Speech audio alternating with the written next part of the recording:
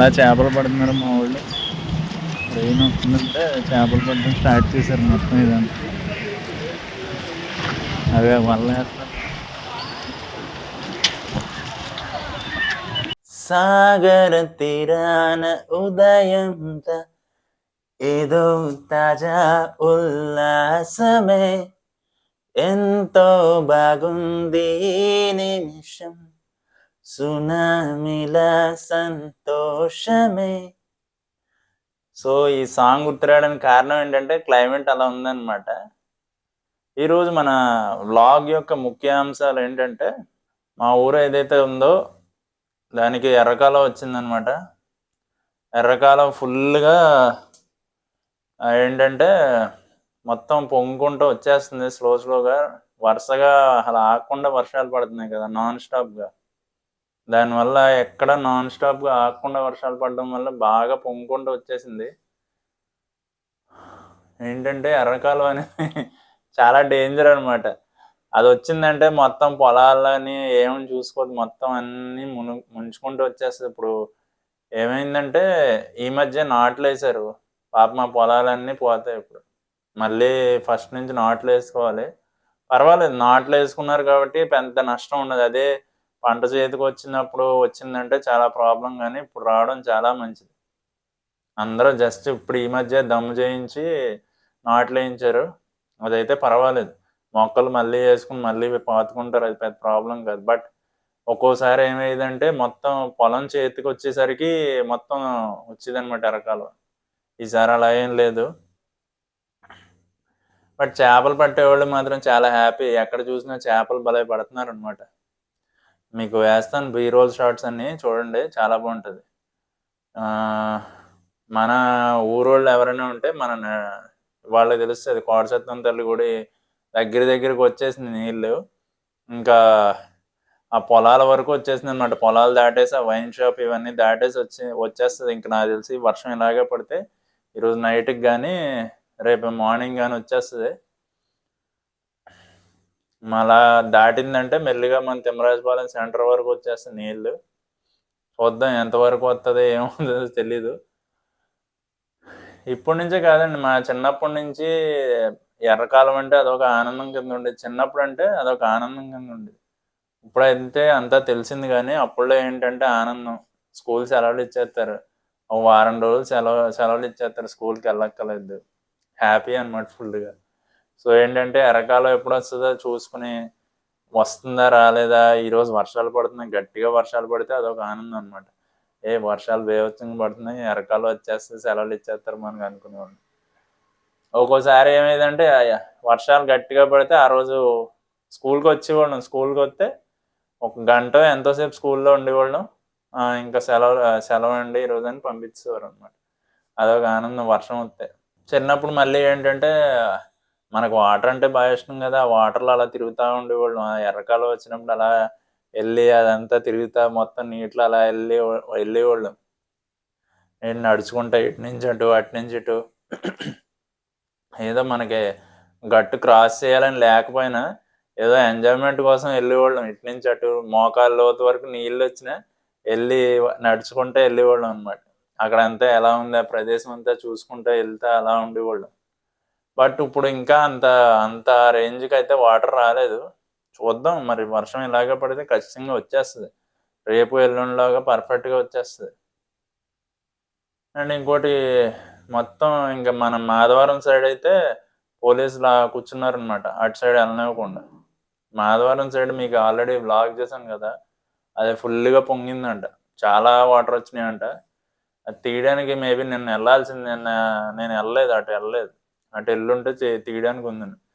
ఇంక ఈరోజేమో వెళ్ళాను. ఈరోజు వర్షం కొంచెం తక్కువగా ఉందని వెళ్ళాను. కానీ నిన్న అయితే చాలా బీభత్సంగా ఉంది అసలు. వర్షం నాన్ స్టాప్ కొట్టింది నిన్న. ఈరోజు కొడుతుంది కానీ నిన్నటి మీద కొంచెం తుప్పర్లు పడుతున్నాయి ఈరోజు. నిన్న అయితే తుప్పర్లు కాదు, వర్షం గట్టిగా కొడతానే ఉంది పొద్దున్న నుంచి సందాల వరకు. అందుకే వాటర్ ఒకేసారి అంత ఎక్కువ వచ్చేసింది.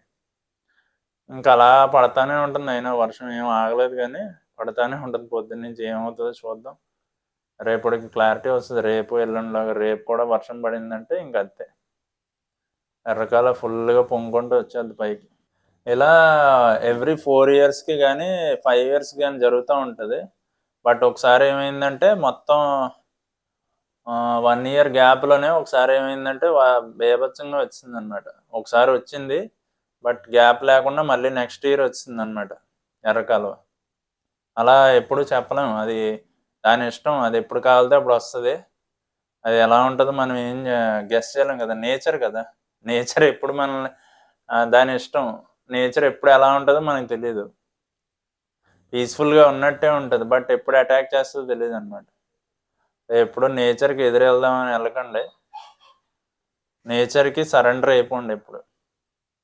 అర్థమవుతుందా? ఎప్పుడు నేచర్‌కి సరెండర్ అయిపోవాలి. అర్థమవుతుందా? నెక్స్ట్ ఆల్రెడీ మీకు కొన్ని వీడియోస్‌లో చెప్పాను కదా! నేచర్‌కి ఎదురెళ్తున్నారు మనుషులని. కరెక్టే నేచర్‌కి ఎదురెళ్తున్నారు ఏంటి ఎలాన్ మస్క్ ఎళ్తున్నాడు మార్స్ ఎళ్ళిపోదామని చూస్తున్నాడు. ఇక్కడ ఎర్త్‌లో బాగుంటలేదని మార్స్ తీసుకెళ్దాం మనుషుల్ని అంటున్నాడు. నెక్స్ట్ ఇంకా చాలా ప్రయత్నాలు జరుగుతున్నాయి. ఏలియన్స్‌ని కూడా రీసెర్చ్ చేస్తున్నారు. ఇలా చాలా జరుగుతున్నాయన్నమాట. మనం ఎదురెళ్ళడానికి. ఒకసారైతే ఏమైందంటే కోటసత్తం తల్లి గుడి లోపలికెళ్ళిపోయినాయి నీళ్ళు. అంత ఎక్కువొచ్చింది ఎర్ర కాలువ. ఎప్పుడూ కోటసత్తం తల్లి గుడి లోపల వరకు ఎళ్ళవు నీళ్ళు. బట్ ఫస్ట్ టైమ్ కోటసత్తం తల్లి గుడి లోపలికంటే నీళ్ళెళ్ళిపోయినాయన్నమాట. అది చాలా బీభత్సం వచ్చింది అప్పుడైతే. అప్పుడు వచ్చిన వాటరు ఏకంగా తిమ్మరాజుపాలెం సెంటర్ ఉంటది.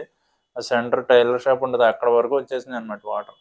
సో, ఏది ప్రెడిక్ట్ చేయలేం అనమాట. మనం ఎప్పుడు ఎలా ఉంటదో ఏం చేయలేం. మన ఊరు సైడోళ్ళు ఎవరైనా ఉంటే ఏమన్నా సరుకులు తెచ్చుకోవాలంటే ముందే తెచ్చిపెట్టుకోండి. లేవంటే సరుకులుండవు. మళ్ళీ ఏముండవు నీళ్ళు పెరిగినియంటే.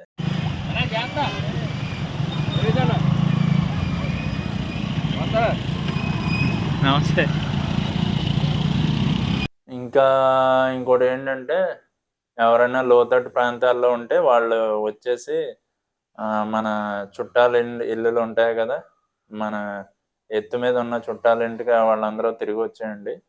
ఆ లోతట్టు ప్రాంతాల్లో అయితే ఉండకండి. ఎందుకంటే మీకే డేంజరు. అలాంటి వాటర్‌లో ఉంటే ఎప్పుడు ఏం జరుగుతుందో తెలీదు. స్నేక్స్ రావచ్చు, ఏమైనా జరగొచ్చు. సో, రిస్క్ తీసుకోకండి అలాంటి చోట్ల ఈ వాటర్ ఎక్కువ పెరిగే కొద్దీ ఈ వాటర్ యానిమల్స్ అన్నీ చాలా విచ్చలవిడిగా తిరుగుతూ ఉంటాయి. చెప్పలేం. ఏదైనా మొసలి కూడా రావచ్చు. ఎవరో తెలుసు. అదంతా వాటర్ ఉంటది. ఎవడేం చూసాడు? ఎక్కడి నుంచి ఏ మొసలొచ్చిందో ఎవడన్నా చూస్తాడా? ఎవ్వడు చూడడు. సో, అది అందుకనమాట మీరేం చేయండంటే అక్కడ ఏం వెయిట్ చేయొద్దు. అలాంటి చోట్లయితే ఉండొద్దు. లోతట్టు ప్రాంతాల నుంచి వచ్చేయండి. పైకొచ్చేసి మీ పని మీరు చేసుకోండి. మీరెప్పుడూ అలాగా ఒక చోటయితే ఉండకండి. ఇలాంటి ఏరియాల్లో ఉండొద్దు. ఇంకో విషయం చెప్పడం మర్చిపోయాను. ఇక్కడ చేపలు పడుతున్నారు కదా! అందరూ గోల గోల చేస్తున్నారు. వలేసేటప్పుడేమో ఒకళ్ళేమో మేము ఎన్టీఆర్ తాలూకా, ఒకళ్ళేమో మేము ఆహ్, పిఠాపురం ఎమ్మెల్యే గారి తాలూకా. హ్మ్. ఇలాగ ఒక్కొక్కళ్ళ పేరు చెప్పి వలేత్తన్నారనమాట. చాలా ఫన్నీగా ఉంది అదంతాని. మీకది కూడా పెడతాను వీడియో. చిన్నప్పుడైతే అది చూడ్డానికెళ్ళినప్పుడు ఎలా ఉండేదంటే పరిస్థితి మొత్తం వాటర్ ఉండేవి కదా! ఆ వాటర్‌ని చూడ్డానికెళ్తానికి ఏదో బయటుండి చూసేవాళ్ళం కాదు. ఆటిల్లోకెళ్ళిపోయి అదొక ఆనందం కింద మోకాళ్ళ లోతు నీళ్ళొచ్చినా కూడా ఎళ్ళిపోయేవాళ్ళం. మేము చిన్నప్పుడైనా ఏం పట్టించుకునేవాళ్ళం కాదు. అలా నీళ్ళు వత్తన్నాయి, ఏం వత్తన్నాయి అలా ఎళ్ళిపోయేవాళ్ళం. ఒక్కోసారయితే బళ్ళేసుకొని ఎళ్ళేవాళ్ళం. బట్ మోస్ట్ ప్రాబబ్లీ నడిచే ఎళ్ళేవాళ్ళమనమాట. ఇంకోటేంటంటే చేపలు ఎళ్తున్నాయనమాట. రోడ్ల మించి చేపలు నీళ్ళు ఎళ్తున్నాయి కదా! రోడ్ల మించి. చేపలు ఎళ్తా ఉంటాయి. ఇంకా ఎక్కువ ఫుల్ రేంజ్ ఎళ్ళట్లేదు కాబట్టి చేపలు ఎళ్తూనే ఉంటున్నాయి. కర్రలిచ్చి కొడేత్తన్నారనమాట జనాలు.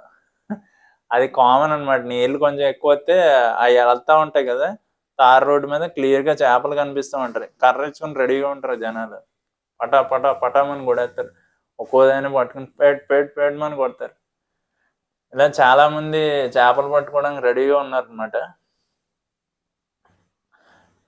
ఈ ఫన్నీ ఇన్సిడెంట్స్ చాలా జరుగుతా ఉంటాయి. ఈ ఎర్రకాలువ వచ్చినప్పుడనమాట. బట్ బాగా నష్టపోయేదైతే పొలాలున్నవాళ్ళు చాలా నష్టపోతారు పాపం. ప్రతిసారి ఎర్రకాలువ వచ్చినప్పుడు చాలా ఇబ్బంది పడిపోయేవాళ్ళు. ఈసారి కొంచెం ఎర్లీగా వచ్చింది కాబట్టి ప్రాబ్లం లేదు.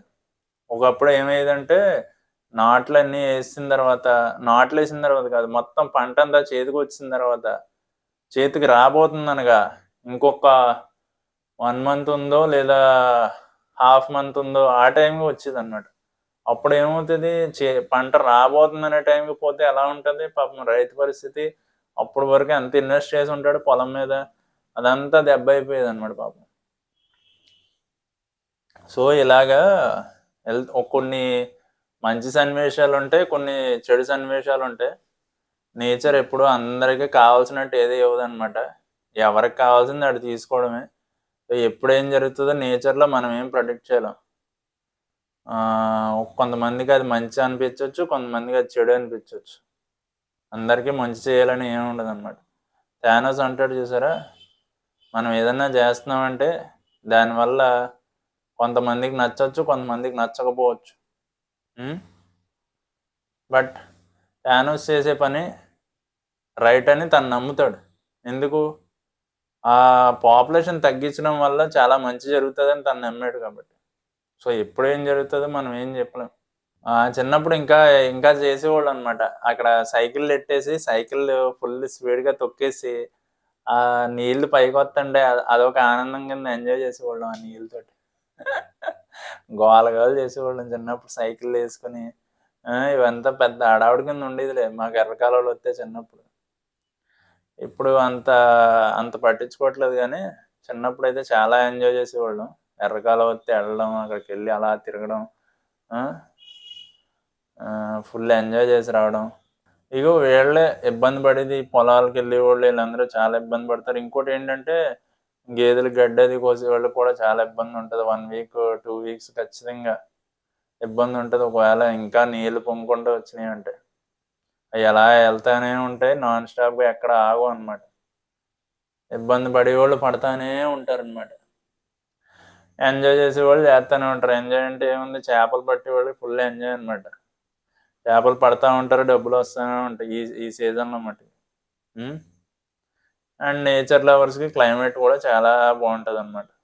నాలాంటి వాడికి క్లైమేట్ చూస్తుంటే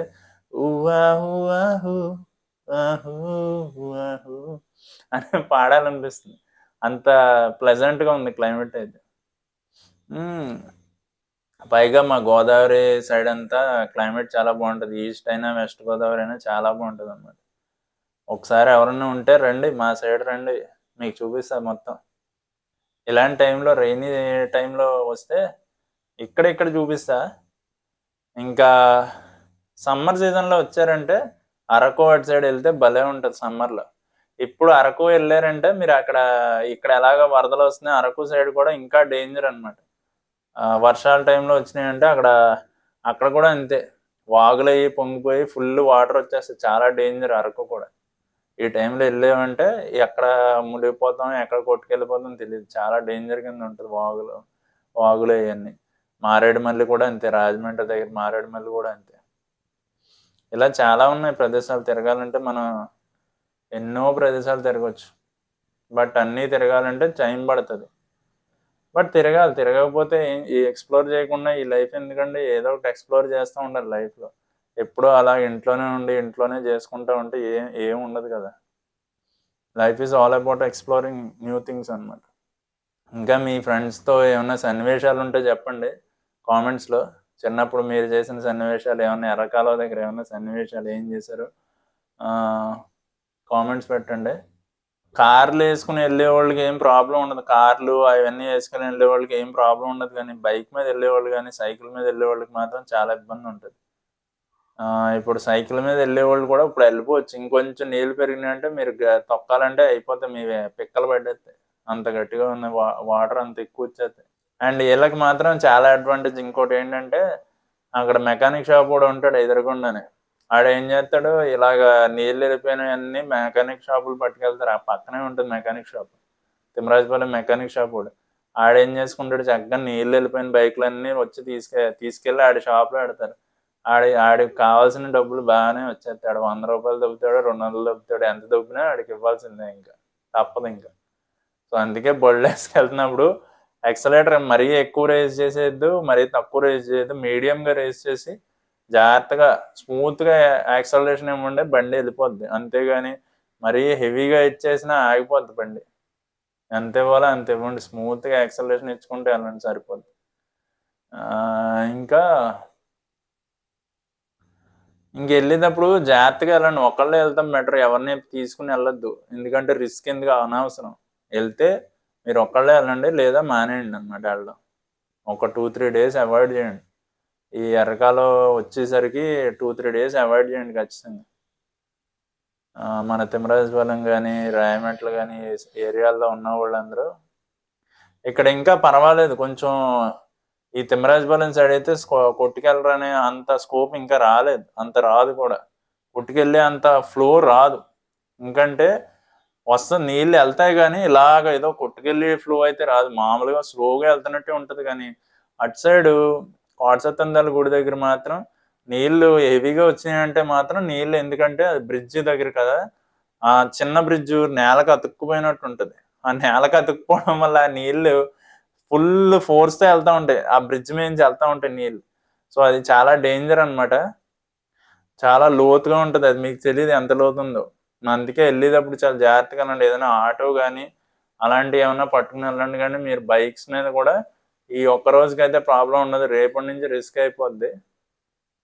అండ్ ఇందాక చెప్పినట్టు ఫుడ్ ఐటమ్స్ ఆల్రెడీ తెచ్చి పెట్టుకోండి, లేదంటే చాలా ఇబ్బంది అవుద్ది. ఓకే, మళ్ళీ నెక్స్ట్ వీడియోలో కలుద్దాం. అంతవరకు సెలవు, బాయ్.